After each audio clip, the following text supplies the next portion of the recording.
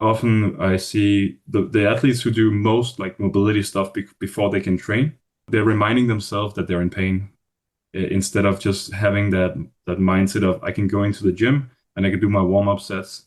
If there is something that feels a little bit off, I have my toolbox of things I can do between my warm-up sets or whatever. You shouldn't feel like you have to do 45 minutes of mobility drills every time you go and work out.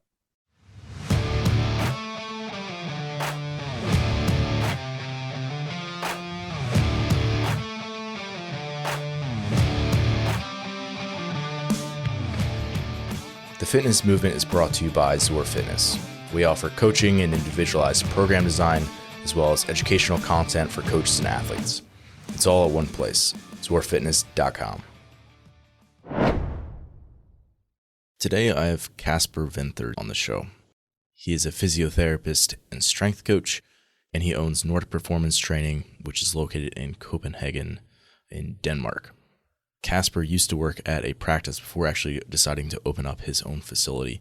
And since then, he's had the opportunity to work with everybody from the general fitness and health related client to people with aesthetic goals, all the way up to the people in the top tier of CrossFit, including Houdet, who we talk about quite a bit in the podcast. Kasper has the reins of all of his strength training, and then Andre sort of works a lot of his CrossFit and conditioning work around that schedule. Just a little bit of context for the conversation since we talk about Andre quite a bit. He finished top 5 in Denmark the past 4 years. In the last 2 years, he qualified for the CrossFit Games in 2021 and 2022. Today, we discuss a number of things, including why stability and creating high support through the setup of an exercise is so important to be able to express strength in a lift, how Kasper thinks about developing strength in a movement pattern, squatting strength or upper body pressing is two of the examples that we go over. Talk about the importance and the role of hypertrophy and that type of training for CrossFit athletes specifically and how to go about that. And we get into the nuances of that as well. For example, like the role of lengthen versus shorten ranges of motion for taxing and biasing certain aspects of a muscle and ultimately improving the strength and contractile potential. Also, how to think about exercise selection for developing that force potential, specifically to CrossFit athletes. We talk about how to develop strength without lifting maximally all the time. And lastly, how to improve your potential for strength production without just doing more of the same types of work. This is a great episode for anybody who's looking to bulletproof their body and express their best fitness. You can learn more about Kasper and his business if you go to NordicPerformanceTraining.com. He's in-person and remote training. You can also follow him on Instagram at Kasper Vinthers, as well as at Nordic Performance Training. I start off by letting Kasper know just how impressed I am with his English speaking abilities. Sometimes it may be a little rusty in what we call Danglish. So Yeah, like a mix. yeah, but yeah, exactly. Just sound like a Danish politician or something that's trying to talk at some That's top meeting. But I'll do my best. no, it's yeah. I only ever speak English. I took a little bit of Spanish in high school, and it was terrible. I mean, it doesn't help when everyone around you speaks English. You don't ever really use it in conversation, but I'm still always impressed when people are bilingual or know a bunch of languages. So, you were a physical therapist, right? Or still Yeah. are So certified physical therapist. yeah, but my profession is a physiotherapist, and I do what I call physical therapist is probably what most people would just call like strength and conditioning training. But that's we just we have this like approach that's just centered around resistance training and an active approach. So we don't really have any. I think we're probably one of the only spaces of like physical therapists that don't have any like passive modalities, like Mm, treatment modalities. We don't even have like a treatment table or anything. mm. It's just all about being active and everything is centered around like the gym environment. So trying to So, change it up. yeah. I I mean, I'm kind of curious, like, did you feel like your schooling like set you up well to do what you do now and kind of, treat people in a more like functional approach? Did you feel like your schooling helped you with that, or was there like a learning gap at all? Obviously, something has given me an advantage in terms of like just regular strength training. It gives you a knowledge base that's good in terms of also like ongoing education afterwards, just understanding like more like anatomy terms and all that kind of stuff. But in other ways, it's not always a good thing with like taking like here in Denmark, especially like PT, like the physical therapist education, because it's very focused on, as I talked about, like passive modalities and a lot of testing and finding diagnoses and all that kind of stuff, which can be great, but I think a lot of people like they tend to focus too much on those stuff and just instead of looking at the individual in front of them. And I think that's why people we have good outcomes because it's more we don't really see it like people as something that needs to be fixed, but more like yeah, that active approach we always take. Yeah. So in some ways, yeah, of course. Yeah. Yeah. I mean, I feel like anybody who's coming out of, an educational background and going into a field, like you're just going to have a learning curve that happens naturally because no matter what, it's always your day to day, what you're actually doing and like your career is different than like, you have more of like a broad scope in education and then it gets narrowed down when you're actually day to day, like what you're doing more so. Yeah, At least that's like the way I've kind of thought about it.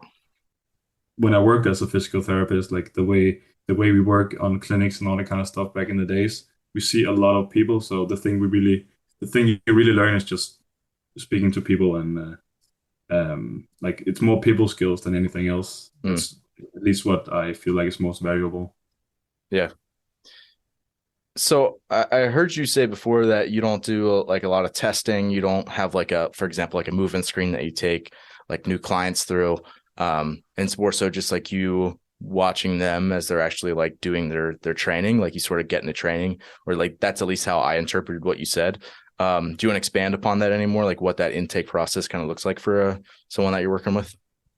Yeah, so basically when people they come to us, we may have like an initial like consult where we of course we can do some form of testing, but it doesn't really have to be that traditional form of laying on a like a treatment table and testing range of motion, all that kind of stuff, or like trying to because what we are educated in is like finding flaws, Right. which doesn't like it's a wrong term to say flaws, but that's what we like. It's biomechanical abnormalities or whatever, Yeah, like a which deficit.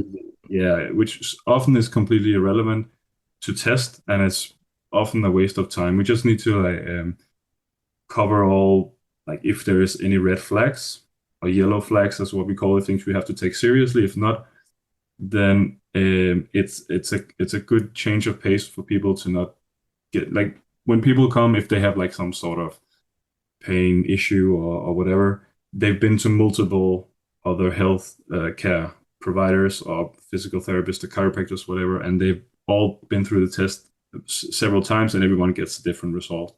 Um, so we do as little as that as possible, only when we feel like it's necessary, and then of course the training in and of itself is a movement screen. And the more it's like real training and not a movement screen, the more it's, in my opinion, a real movement screen. Because of course, as we go up in intensities and all that kind of stuff, we see, quote unquote, the real movement patterns that are like essential for what most people at least want to do or want to get back to doing. Yeah. Yeah. And at least in my experience, like a lot of like pretty good athletes still have like, if you're like laying on a table and take like the PT approach to things, like they'd have a lot of deficits or like deficiencies, like stuff that like a PT would be like, oh, I want to fix this. And it's like, certainly like that could have an improvement from maybe not even more injury prevention, but just like maybe from like movement economy or like getting them in the best positions. But oftentimes like those athletes still have like, they still can like figure out a way to move. And it's like the way that they've done it for so many years that it's like, if you try to unwind that, it often just causes more issues than if you just kind of, let them kind of move the way they naturally would. Yeah, like the athletes, of course, they're like specialists in finding new ways to move. Like that's just because they're so like fluent in movement, so to speak. And so, of course, you can try and improve someone's dorsal flexion or whatever, like ankle mobility or whatever, or you can just teach them how to put them in a squat that forces them to the body to adapt to get those quads stronger and let the nervous system choose to move into dorsal flexion. But what I always for me, it's more about like the fragile mindset someone often gets from seeing multiple providers and getting a whole lot of different mobility drills and bandage stuff and all that kind of things. Because you will experience pain sometimes if you're a high level athlete, but often I see the athletes who do most like mobility stuff before they can train, they're reminding themselves that they're in pain instead of just having that mindset of I can go into the gym and I can do my warm-up sets. If there is something that feels a little bit off, I have my toolbox of things I can do between my warm-up sets or whatever. You shouldn't feel like you have to do 45 minutes of mobility drills every time you go and work out.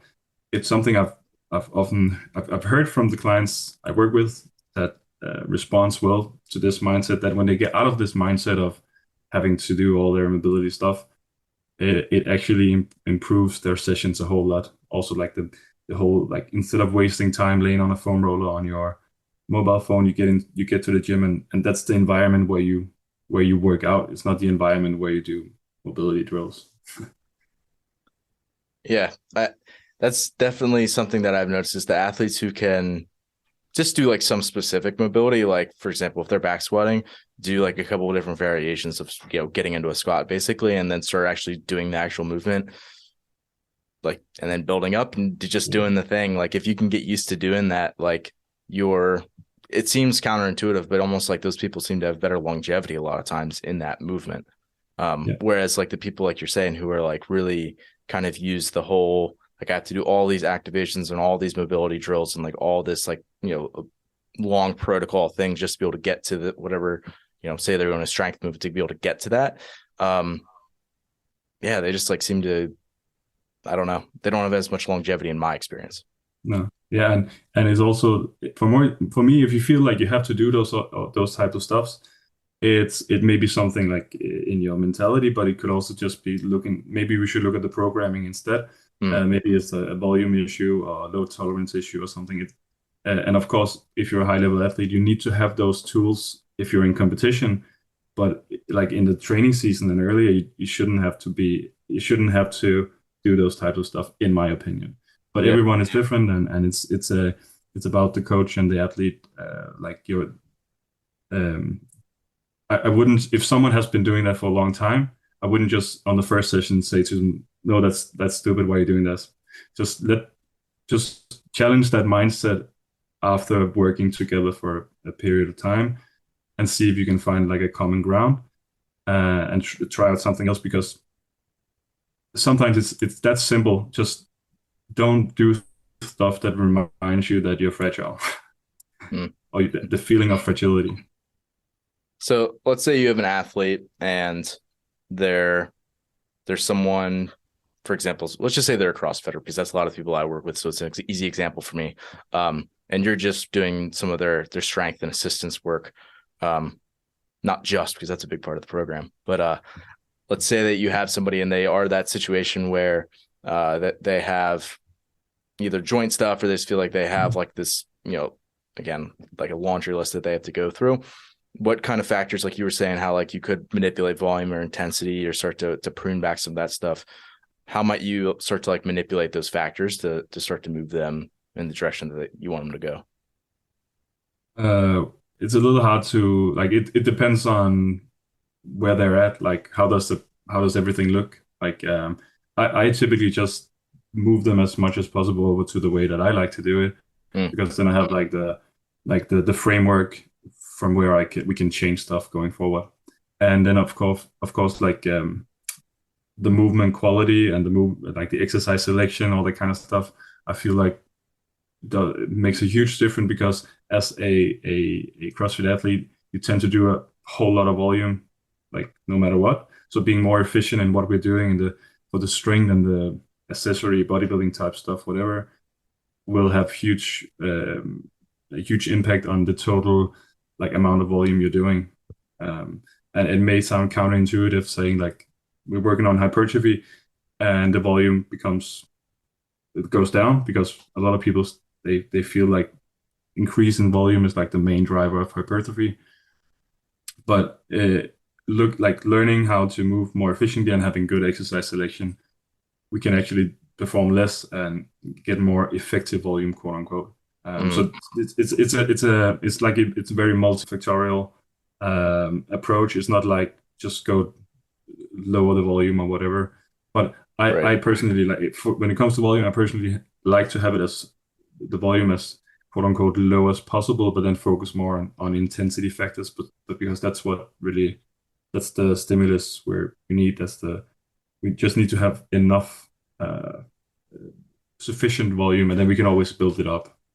Yeah. And often if it is someone who is doing something like CrossFit, they're doing so many contractions in the same patterns on a weekly basis already. And they've likely done that if there's someone who's more of a veteran athlete, they've been doing that for years. So just throwing more at them is only going to exacerbate problems that they have already. So you work with Andre Houdet, and maybe we don't have to use him, but we could say like someone like him, right?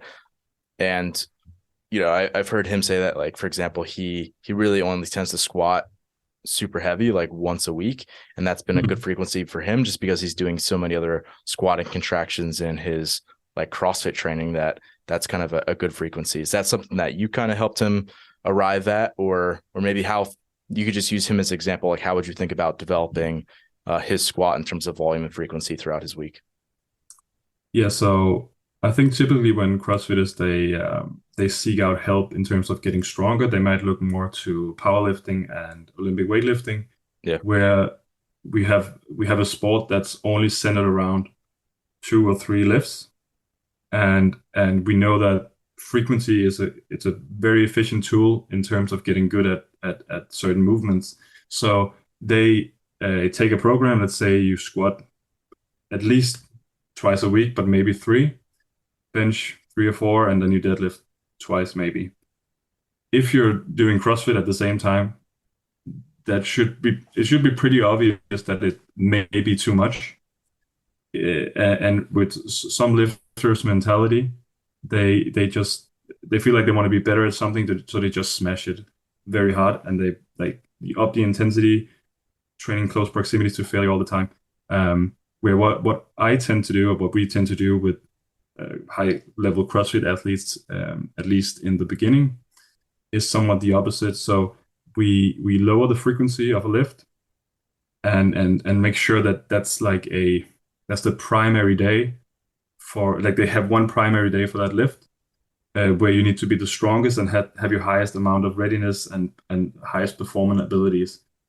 So as you mentioned with Andre, he normally has like one day that's dedicated to the squat pattern. That's his like primary squat day.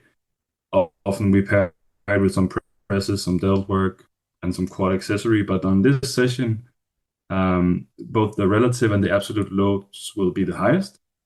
And he knows that's the day that he has to come in fresh and perform. And let's say if you place that session on Monday, um, he of course has, the way he does it, he has his weightlifting session placed later. So already by having that, he has the squat pattern twice a week.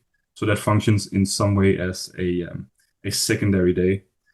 So we might not even have to add any more squatting because he has the weightlifting, but we could add maybe a squat pattern with relatively lower intensities, having like self-limiting variations in terms of load. So safety bar, pauses, power stuff, machine. So we can practice the movement, have a higher frequency of practice, but stay very cognitive about that.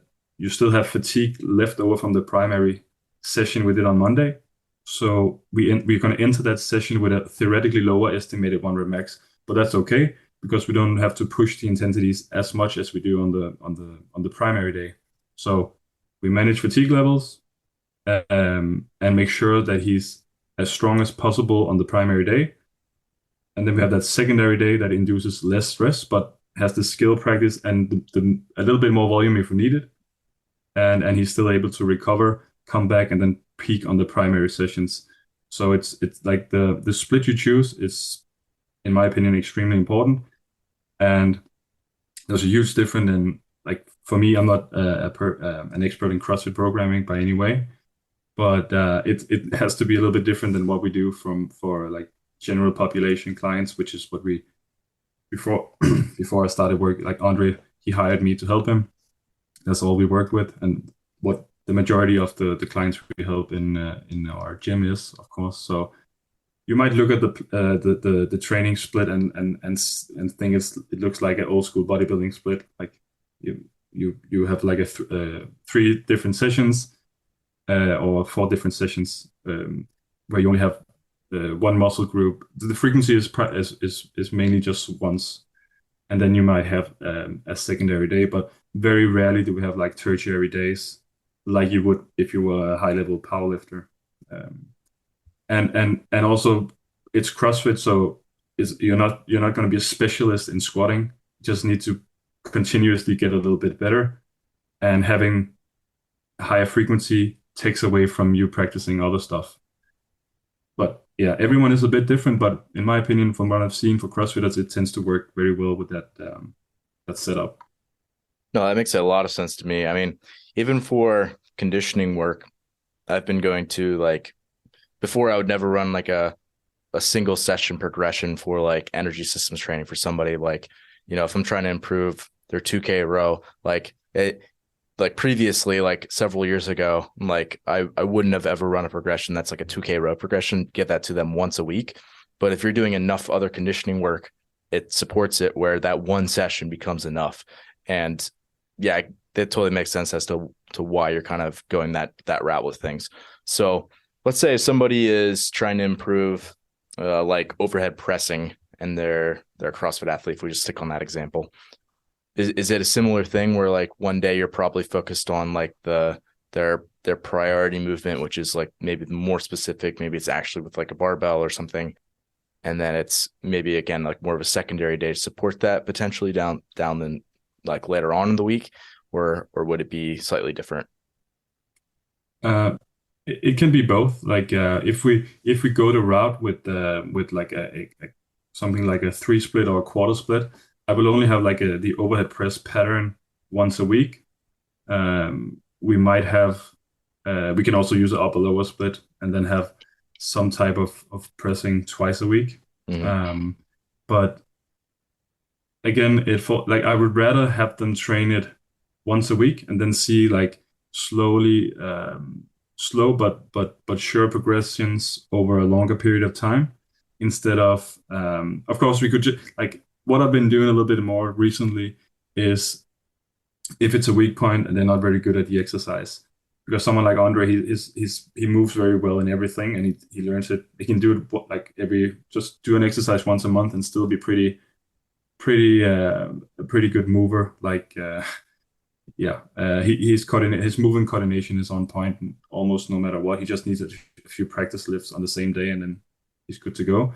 But with other clients, we may need to have something like so you can have like your primary session, and then on the secondary day we could do 50% and then just do more of a power variation, or like again just have that primary day be the high intensities, and then the relative intensities be lower on the secondary day.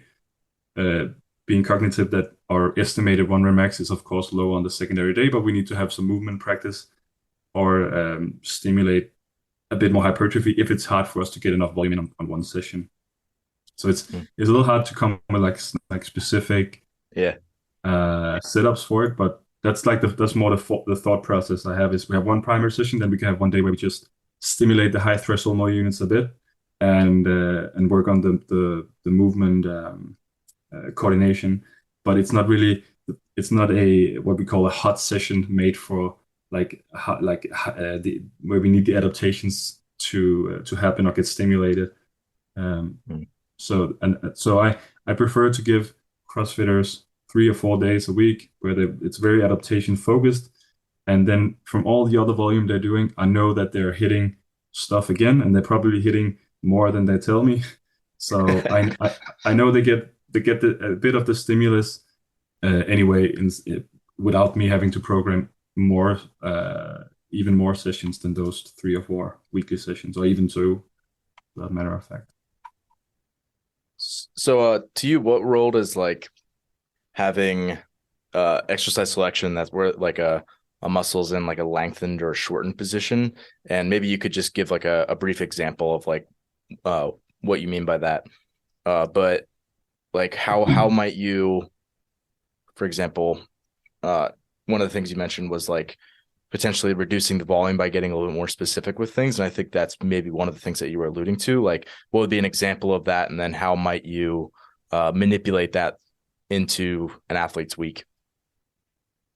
So yeah, in terms of the volume stuff, manipulating that, it depends a little bit on if it's hypertrophy work we're trying to incorporate, because that's become quite popular to like focus on, which makes a lot of sense because it sets you up for more success in the sport. Like if you look at like games athlete, you see you need to have some muscle on your frame. But when we like both in hypertrophy and strength, there's like a threshold of volume we often need to reach, but there are also diminishing returns when we get too far down the volume rabbit hole.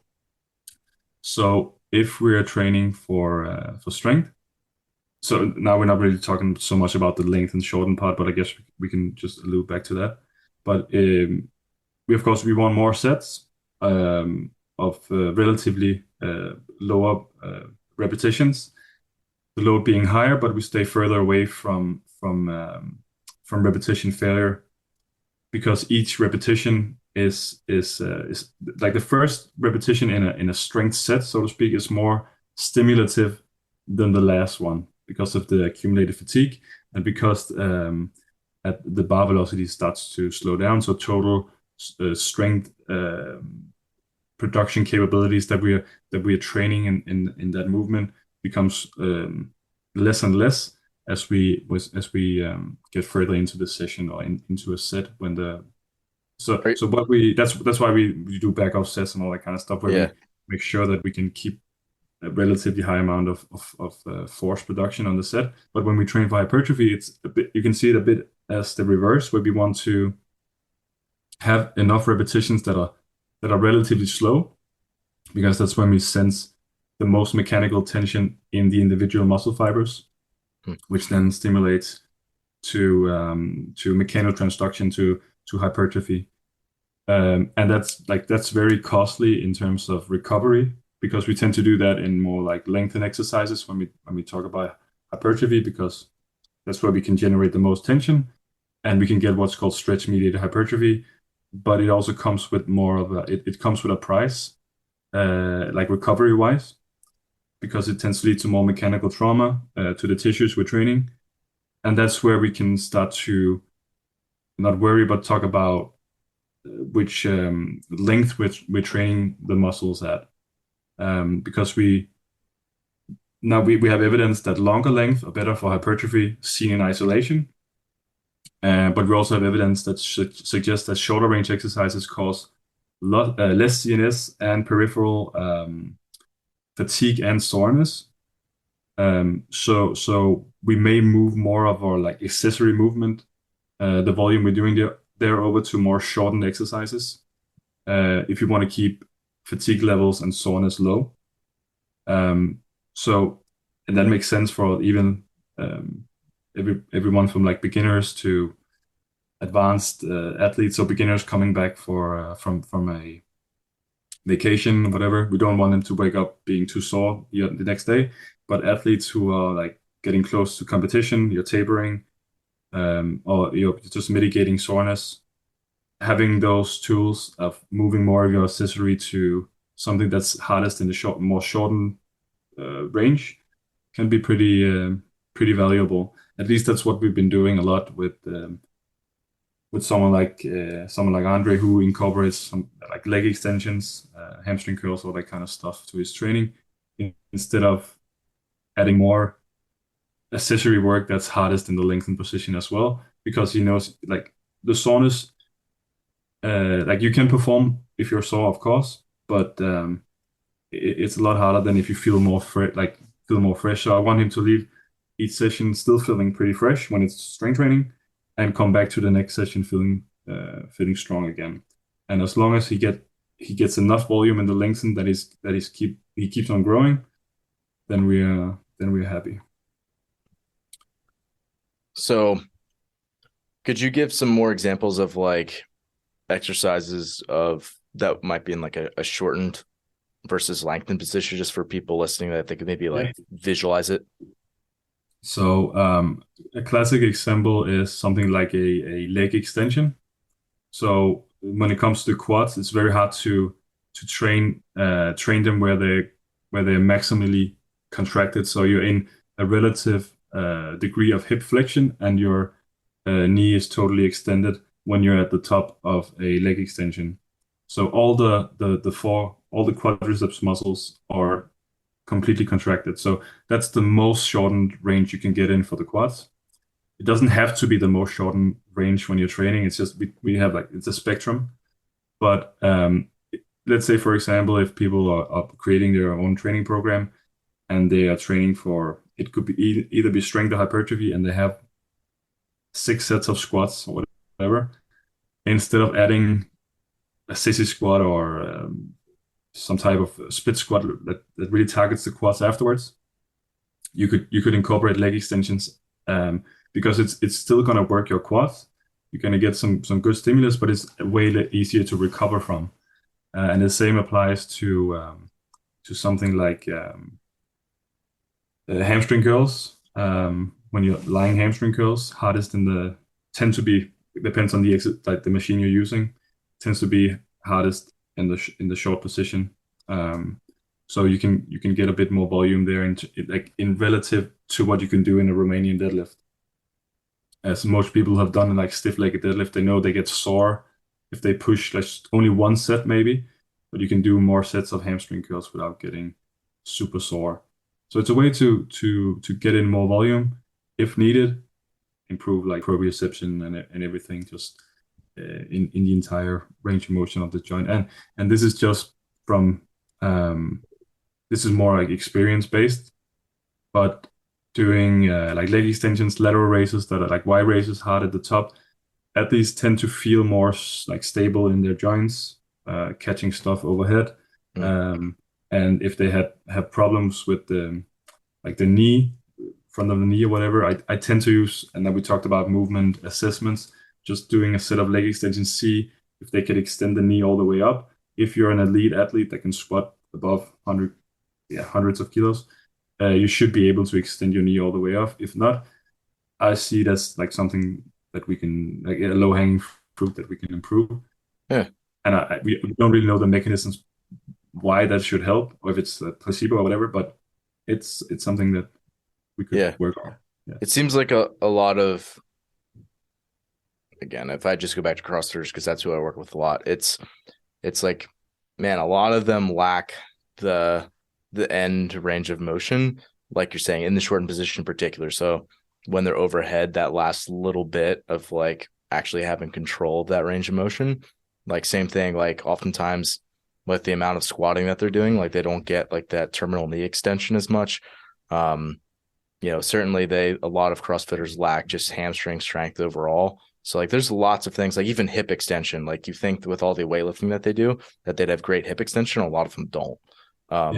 So even like barbell glute bridges and things, oftentimes I'm starting to give a lot more of that kind of stuff, because it seems like just it helps make people a little bit more less susceptible to injury and just feel better and more stable, like you're saying, when they're catching weights and just moving. Gives them a little more longevity. And we're not really sure, like I can't tell you why that is, but again, if I had like a big guy who snatches 130, he couldn't do a Y raise in a cable with the counterweight on the like the counterweight plate on the cable. Which, like, again, it's a simple way to increase like tolerance and maybe also confidence when catching. Like, it's just your nervous system gets used to being strong in the position that you want it to. So it's just the sum of all the parts you're looking at. and like that needs to carry over to the big compound lifts you're doing. And also, uh, using Andre as an example again, when he's very efficient and doing all these quote unquote bodybuilding type stuff like leg extensions, Y raises, rows. If he comes into a session and he feels maybe a little bit beat up, either like he needs to get in the zone. Sometimes you're ready in this middle, like in the start of the session. Sometimes you need a little pick me up. He can just turn the session around and just start with the shortened type stuff first, as a way of just turning on the nervous system and get that out of the way, and you get a little pump, and that tends to make people start feeling better. Yeah. Yeah. The same as like doing hamstring curls before squatting. I use that a lot if people they complain about knee pain. Instead of trying to micromanage the joints and everything, do a bit of hamstring curls, a good squeeze at the top, as you're warming up between your warm up sets, and see if that doesn't quote unquote fix the problem, and then you have that in your toolbox instead of like looking too much on tibial rotation and all that kind of like. Yeah, and I think if you have a more experienced athlete you're working with, you can start to play with those factors a little bit more. Like if you have someone who's been, exposing themselves to strength and endurance training the last decade, and they're kind of the case before, like where they're taking 40 minutes to get warmed up for their snatch session, you can kind of flip that around, give them some aerobic work at the beginning. They feel super warm and like their joints prep a lot quicker, and now they still can feel good when they actually go to do their strength work, and they can still express really well on that. But it's just a way of like switching things around so that they can still get productive training in and not just like quote unquote like waste a lot of time in the beginning of their session, but they're still not blunted that much when they actually go to express their strength work either. And I feel like it doesn't even have to be like quote unquote wasting time, because if you're training twice a day and you need to spend 40 minutes doing mobility work, you are pretty much wasting time if you cannot do that. Like if you could use your preparation sets to get ready instead, and you would have more energy, and just use the preparation sets and the warm-up sets as your way to get ready as you get to your top sets or whatever. Doing too much before would just mask mask your performance too much, I think. And again, like when like confidence wise, I also remember him and other athletes telling me that at the games or at big competitions, seeing all the other guys on the last 2 or 3 days just foam rolling and stretching and doing banded stuff, and they feel great. Like they can do a bit of, like they feel like they want to do some leg extensions and squats instead, because they know that makes them feel good, instead of having to do a whole lot of mobility drills all the time. They just warm up. Like that's crazy good for the confidence of an athlete going into the last days of competition, seeing everyone else feel beat up, but you just feel great because maybe it's also just because the way we structure the training, we use that accessory work to drive up their how much volume, like the volume tolerance. So often when I see when people they progress volume, they start. Let's say you have 3 sets of 3 in a as your like top sets, whatever. People they go from 3 sets of 3 to 4 sets of 3, and then 5 sets of 3, and then 6 sets of 3. But from going from that to like just straight sets of 5 sets of 3, you have a million different ways you can progress volume by using accessory work instead. So you can still do your squats, maybe just a few sets, and you could do your hack squats afterwards as back off, and then you can use leg extension and other type of stuff to build even more tolerance over like a block of training. Then when you come back, then you can add, instead of adding a work like a top set more, you can just add a middle set or a back off set more, or more accessory work. You just keep doing that, and then at one point you can just add that extra set. So your volume tolerance has improved over, let's just say, half a 6 month or a year, while others they follow that linear process of like, or they start at 5 times 5 at 85. And I mean, you may progress for 4 weeks, but as an elite athlete, you shouldn't be able to like keep putting 2.5 kilo on the bar Hmm. and keep progressing. Like, you need to find ways to progress further down the chain, in my opinion, before the prime work is progressed that much. So that may also be one of the factors that makes that helps with the tolerance to more work. Yeah. So in your mind, like how important is like having an athlete's joint just like operate in the way it's supposed to, in like terms of like having all the planes of motion and being strong and like all those versus like going down like the specificity route of just like, for example, like you gave the, if we just use the example of squatting, like you can practice barbell back squatting up to a certain point and you're going to get really good at that, but then there's like diminishing returns on that. um so yeah, like how do you like balance those two and like think about keeping an athlete like well-rounded, being able to stay healthy and be able to use their uh joints in sort of like an anatomically correct way versus like fitting them into like what they're supposed to be doing for their sport. Yeah. So again, the way we go about this for athletes is a bit different than just like general population clients, whatever. We always do our best to not fearmonger in any ways in terms of any movements, but being good at understanding, yeah, quote unquote biomechanics, like exercise selection and finding ways to move that feels better for a joint, for example. Yeah. Again, let's just use Andre as an example again because he's been very vocal about like everything he's been doing and all that kind of stuff.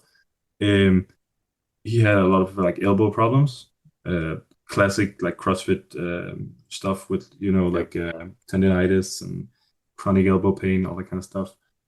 If we were to just start him out with doing a shit ton of barbell presses, I'm not sure he would it would feel better for him. So we just move more volume to a the like a little bit further down the specificity chain, whatever. Like if the movement specificity is just doing that move like the movement, because sometimes I also feel like specificity is just it's sacrificed for um, otherwise very good training methods, whatever. Doing a dumbbell shoulder press instead, or even a machine, if you have one that's very good, that works in like, let's say, scapular plane or whatever, that allows more range of motion, more power output because it's a more stable environment.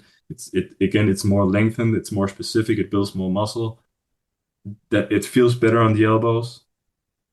The fact that you get a lower sensation of pain, whatever, and you get more muscle mass, and you train in an environment where you can get more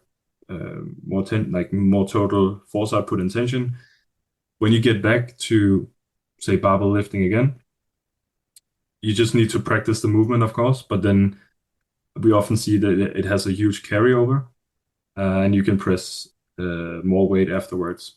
So I'm not I like I know that we have to have the exercises that you're doing in the sport, but a hack squat is highly specific in practicing force production in the squat pattern, which will carry over to a regular squat.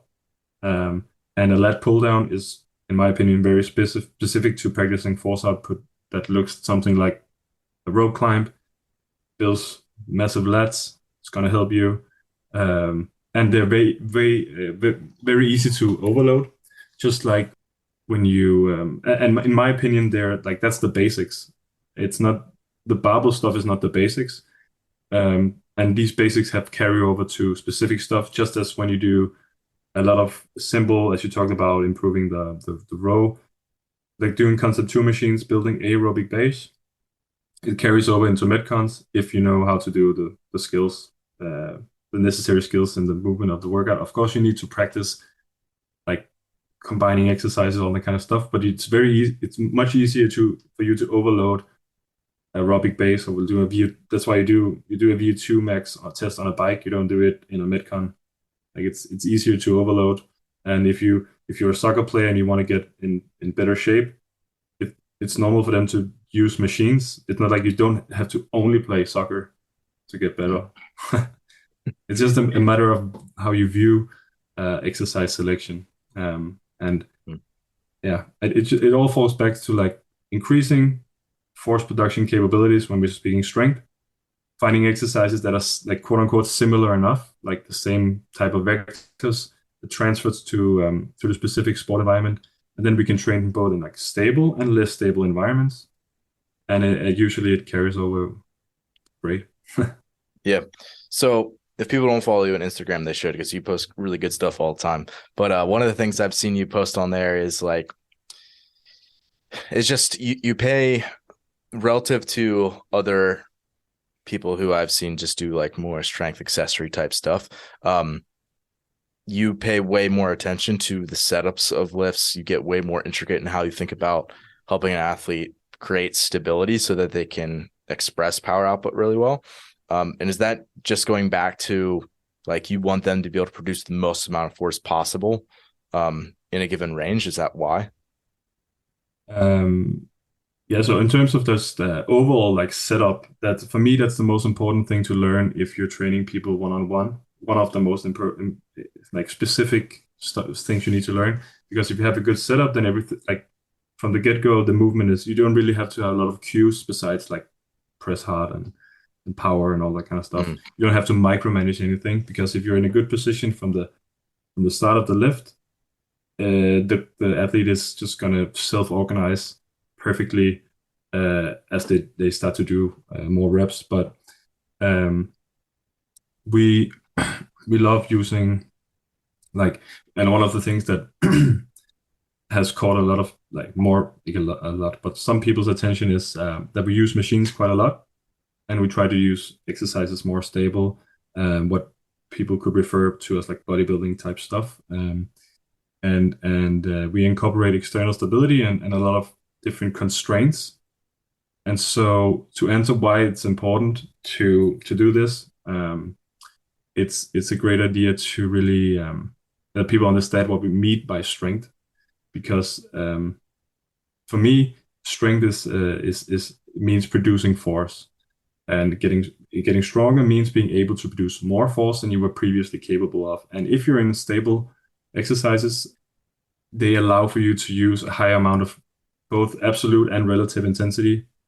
And in the movement patterns you want to quote unquote overload or train. And using a hack squat lets you practice like the ability of creating very high levels of force production in a very just appropriately constrained environment. It's still a squat, but because of the way the movement is set up, you cannot shoot your hips back, for example. It's very quote unquote squat specific.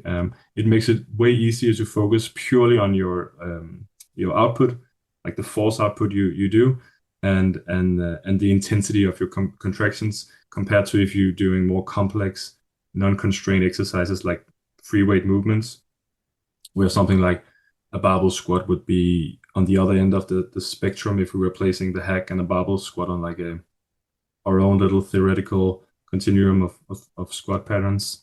And then remembering that like increases in strength is it's not like a physical adaptation, but it's more like the combined ability to express multiple adaptations. So it's easier to get those mechanical adaptations in terms of like more muscle mass, all that kind of stuff, if we can like log in and really make sure that it's the quads we're using, compared to if you're doing a free weight squats where if you train at high intensities, you will change the way you move, and you should, but it's just a different type of training.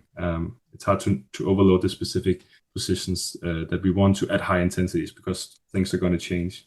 Again, going back to like looking at movement screens and all that kind of stuff, you cannot tell how a person will squat with above 90% of the 1 rep max if you're just doing a air squat. It's still a fine thing to do, but just know that there are huge differences. So in my opinion, things like hack squat, all that kind of stuff. It's in seen in isolation is a better tool for the job of creating strength, because strength is essentially force production.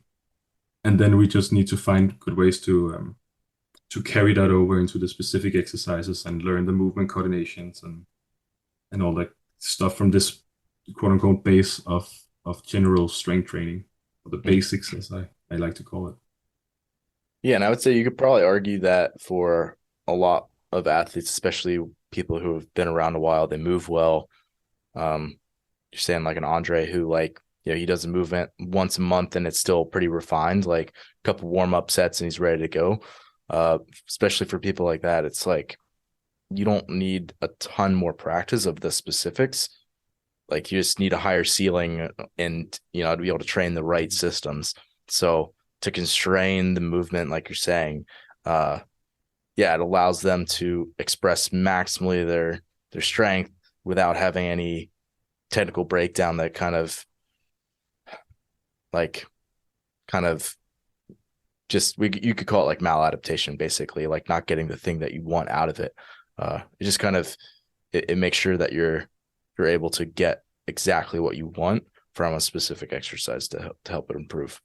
Yeah, and I think that, of course, it's like you shrugged a little bit when you said maladaptation, because it's like, it's like movement wise, if you're constantly doing that type of stuff, you will learn how to move like that. And that's also why we don't peak every week, because there's a huge difference in doing an RPE 9 at above 90% than there is doing all your working sets at lower RPEs with quote unquote good tech, like the technique we want for most of the stuff, and then just practicing the feel, like the soft skills and all the skill of having even higher load, where your form need to quote unquote break down, or you just need to change your the way you move, like your to lift the bar. So yeah. Another thing that I've seen you give a lot of is, maybe not a lot of, but that you implement is like supported exercises. So for example, this is going to be really hard to explain over audio only, but for example, if you were doing like a preacher curl would be an easy example, right? Like your arm can't move backward in space, right? So if you're doing for example, like a barbell bicep curl, you have your back against a wall where your elbows can't travel back behind your body. Why would you give those types of exercises? So I like that you used the curl, biceps curl as the as the example. Important exercise. But yeah, I people, they may joke a little bit about being focused on like the arm training we're doing, but like if you have a CrossFit athlete and they have quote unquote small arms, then they need to, like, they have room for them to get bigger. Why not? Because it will translate to a lot of the stuff you do in CrossFit, and you'll feel more resilient and can do more stuff. But we like to use both supported and unsupported variations. But when we use the supported, it's because we want more force output. The same exact thing as when we talk about the hack squat. Whereas when we do it unsupported, it's more about creating that internal stability. It teaches you to do that, but when you have more support, it's the external stability we try to take in to get more force, total force output. And then it's also very good for hypertrophy work, as it's easier to like fatigue the tissues we want to in the positions that we want to, if it's more like locked in space, so to speak. But there's still some skill in learning how to use that external stability.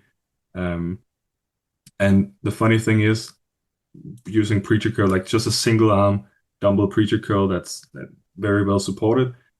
If you have even someone who's on the level as an Andre and bigger guys, the top of the top, like having them train a set up biceps curl, like preacher curl to failure, they get pretty exhausted, because they're used to, like, good athletes are very good at quote unquote cheating, like in movement wise, because they know how to what do you call it, like movement, economics, whatever.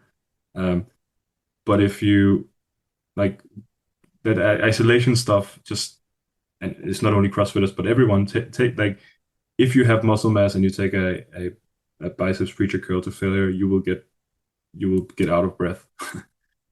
It's harder than people realize because most people are used to just having 3 sets of 15 dumbbell hammer curls at the end of the session and just standing there and swinging the dumbbells around. You might as well not do it, in my opinion. Why not have two very good sets, or even incorporate an arm day? Doesn't have to take more than 30 minutes into your weekly schedule. Then really focus on what you're doing, and then move on with your training week. And then I also hear that like it feels good on the elbows, all that kind of stuff, the shoulder joint. Like people, they tend to forget that the biceps and the triceps is a shoulder muscle. It crosses the shoulder joint. Having the nervous system feel strong and competent in different levels of shoulder flexion, extension, being able to create force and create internal stability in all those positions will carry over to your snatch and all that kind of stuff. I have no doubt about it. All right, last question for you. So if you're gonna often like superset things, for example, say it's like a pressing and pulling, do you try to often line those things up where they're in the same plane? So for example, like a bent over row or like a cable low row with like a bench press, for example. It when like pairing exercises like a push and a pull, there are a lot of things that we can take into consideration. Like, is the press variation where the shoulder girdle or the shoulder blade is pretty constrained, like it's like a barbell bench press, then we may think about using a pulling exercise where the shoulder blade can move more in space instead of having two exercises that are more biomechanically challenging, so to speak, just to get a bit of a balance. And I think I learned this principle from Stefan Cousseau from Kilo Strength. Like if he has a chin up variation that's a little bit awkward in terms of like your grip, he may use a press variation that's more, you have more like movement freedom, so to speak. The shoulder blade and everything can move better.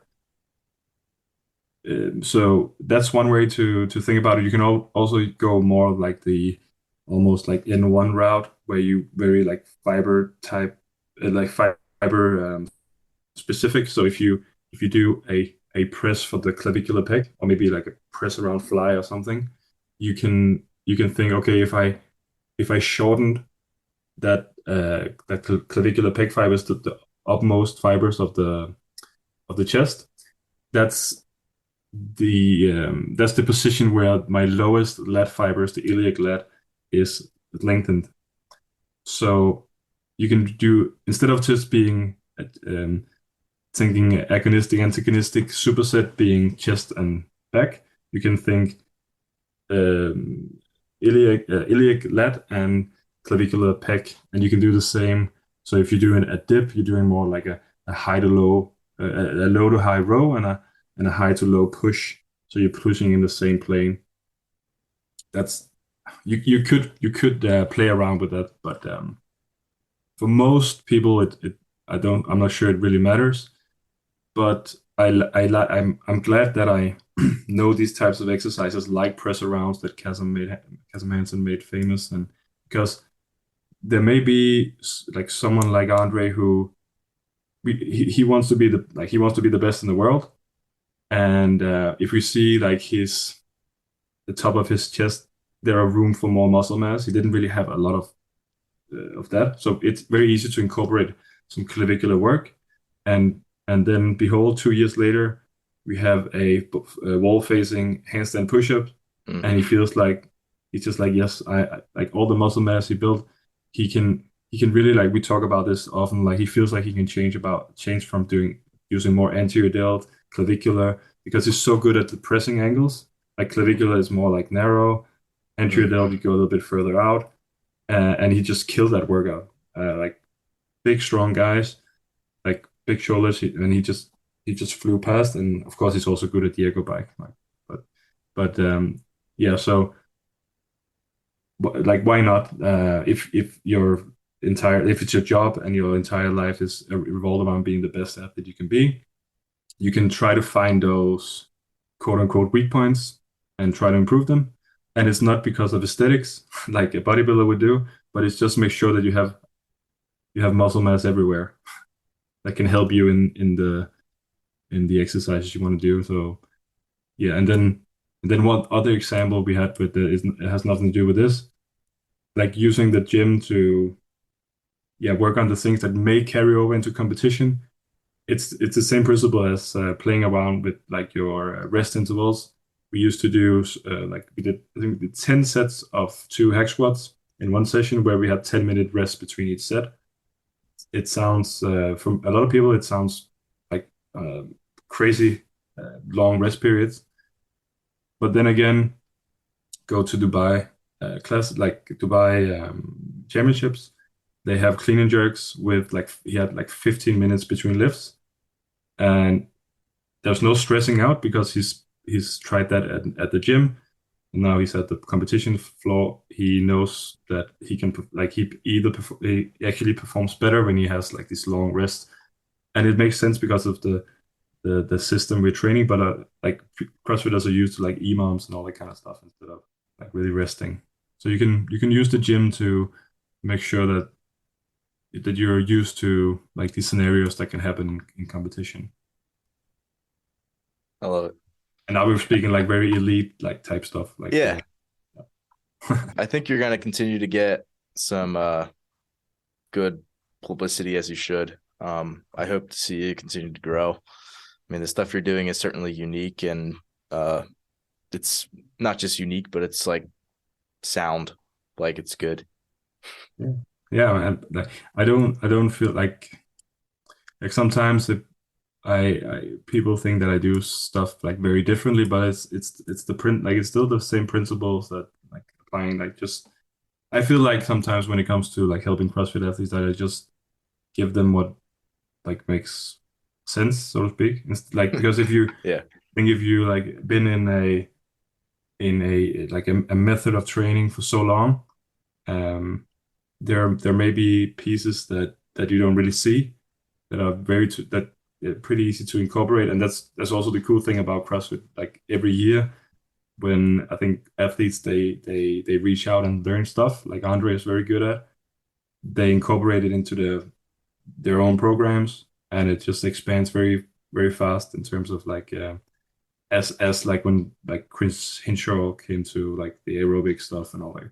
So it just evolves very fast and see how to find the best combinations for the sport. So yeah, but thanks for having me on. It was nice talking.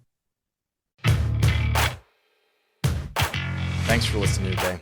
If you're someone who just found the show, I would encourage you to subscribe so you can stay up to date. If you're someone who's been listening for a while and enjoying what you're hearing, I would encourage you to leave a rating or review for the show. It would definitely help us out. And lastly, if you're someone who does take your fitness seriously and cares about your performance deeply, I would encourage you to look into hiring one of our coaches. Until next time, stay the course.